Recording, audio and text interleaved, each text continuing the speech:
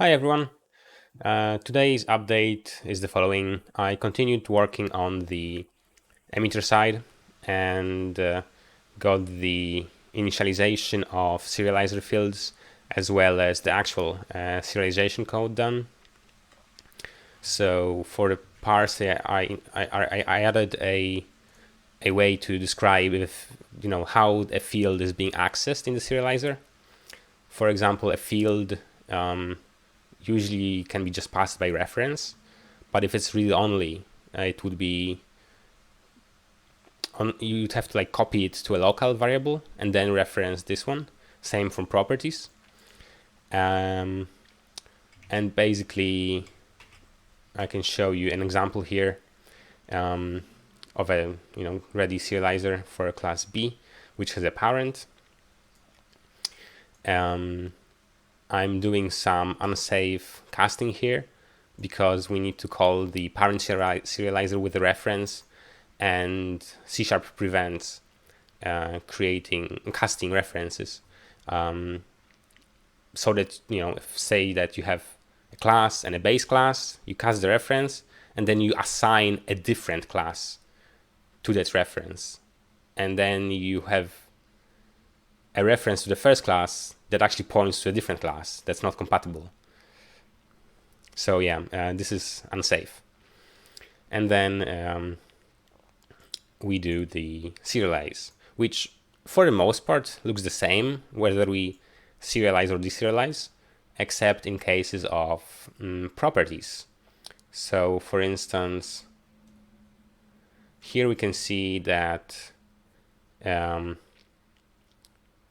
when we serialize p full, we copy, like it's a property, we copy it to the local, we reference the local and we write it. And then when we read it, we kind of reverse this. So we copy the value to a local. We then deserialize it. It could be null as well, but it also could have a default value. Actually, not sure. There may need to be some null assignment here as well.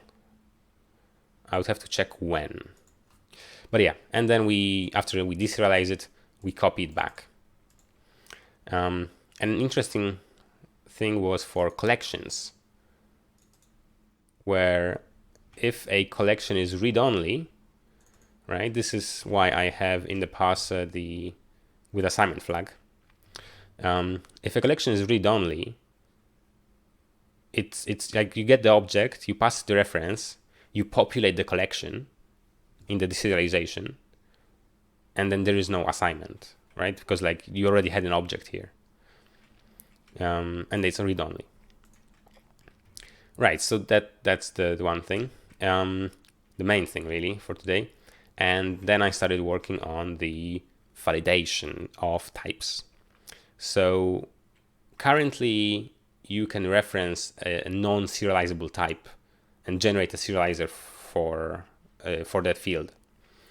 The validator is supposed to prevent that. So I need to read all the assemblies that have been processed by Stride. Currently, that means have written, they have in the assembly an attribute like this, and for those assemblies, I will go into the types and try to find one of those factory classes, which of course I can never find like this. Here, right? Basically, I'm going to try to find this class and then read those attributes from it. But the issue right now that I'm having is that the get type members for this namespace that's generated by the assembly processor is not getting anything. So I'll need to figure out why that is, or if I cannot, then I may have to break backwards compatibility and just say that all the libs have to be then processed by this this code generator whose class is generated, I do see from this. But yeah, that's what I got so far. One more thing I wanted to mention is I today found out that there's a thing called type forwarding in the CLR.